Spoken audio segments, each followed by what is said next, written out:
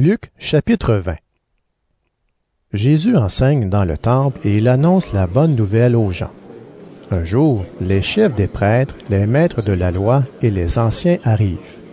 Ils demandent à Jésus, « Dis-nous, de quel droit est-ce que tu fais ces choses? Qui t'a donné le pouvoir de les faire? » Jésus leur répond, « Moi aussi, je vais vous poser une question.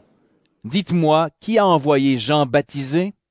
Est-ce que c'est Dieu ou les hommes? » Alors ils réfléchissent entre eux et ils se disent, « Si nous répondons, c'est Dieu, Jésus va nous dire, vous n'avez pas fait confiance à Jean, pourquoi donc? Et si nous répondons, ce sont les hommes, tout le peuple va nous jeter des pierres pour nous tuer. En effet, tous croient que Jean était un prophète. » Alors ils répondent à Jésus, « Nous ne savons pas. » Jésus leur dit, « Moi non plus.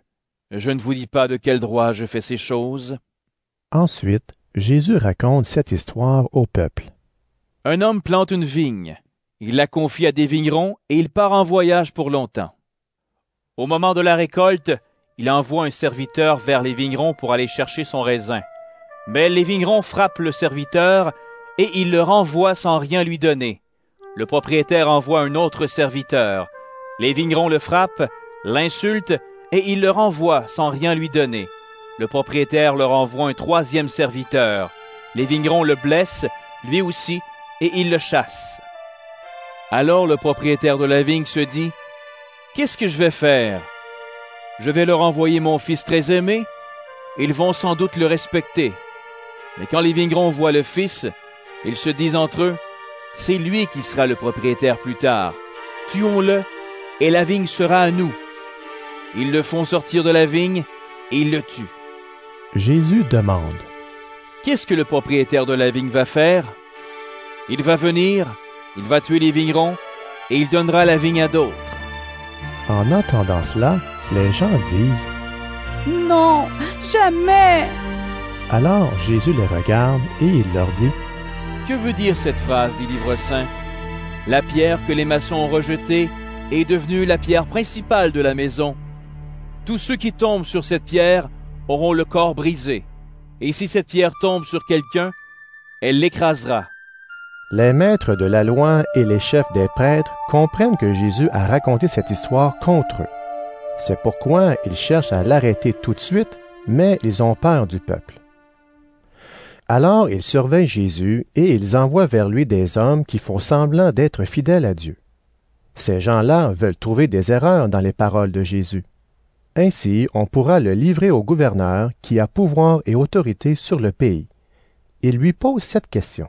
« Maître, nous le savons, tu dis et tu enseignes des choses justes. Tu ne regardes pas l'importance des gens, mais tu enseignes en toute vérité ce que Dieu nous demande de faire. Dis-nous, est-il permis ou non de payer l'impôt à l'empereur romain? » Mais Jésus comprend que c'est un piège, et il leur dit, « Montrez-moi une pièce d'argent. Sur cette pièce, il y a l'image et le nom de quelqu'un.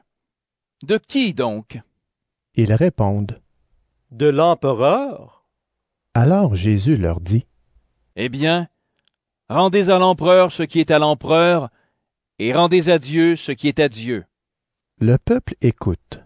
Les maîtres de la loi et les chefs des prêtres ne peuvent pas trouver d'erreur dans les paroles de Jésus. Ils sont très étonnés de sa réponse et ils se taisent. Quelques Sadducéens s'approchent de Jésus. Les Sadducéens ne croient pas que les morts se relèveront. Ils posent cette question à Jésus. « Maître, Moïse a écrit pour nous dans la loi. Un homme a un frère marié. Si ce frère meurt sans enfant, l'homme doit se marier avec la veuve. Ainsi, il donnera des enfants à son frère qui est mort. Eh bien, supposons ceci. Il y a donc 7 frères. Le premier se marie et il meurt sans enfant.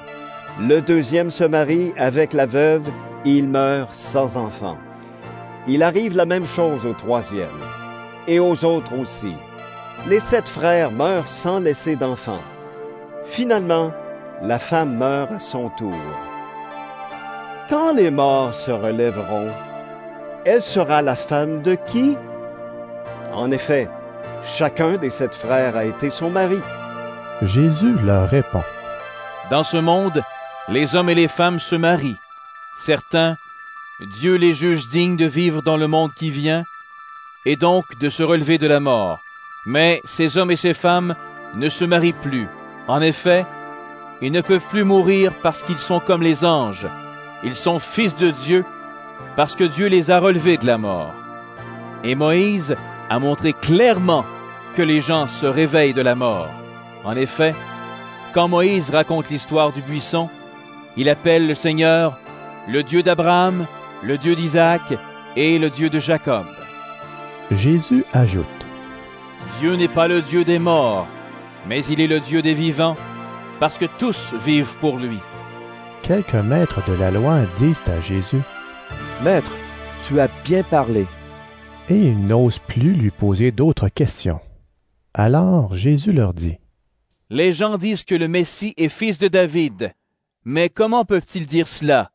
En effet, dans le livre des psaumes, David lui-même dit, « Le Seigneur déclare à mon maître, « Viens t'asseoir à ma droite, je vais mettre tes ennemis sous tes pieds. » Donc David appelle le Messie maître. Alors, comment le Messie peut-il aussi être le fils de David? Tout le peuple écoute Jésus. Alors il dit à ses disciples. Attention, ne faites pas comme les maîtres de la loi. Ils aiment se promener avec de grands vêtements. Ils aiment qu'on les salue sur les places de la ville. Ils choisissent les premiers sièges dans les maisons de prière et les premières places dans les grands repas. Ils prennent aux veuves tout ce qu'elles ont et en même temps, ils font de longues prières pour faire semblant d'être bons. À cause de cela, Dieu les punira encore plus que les autres.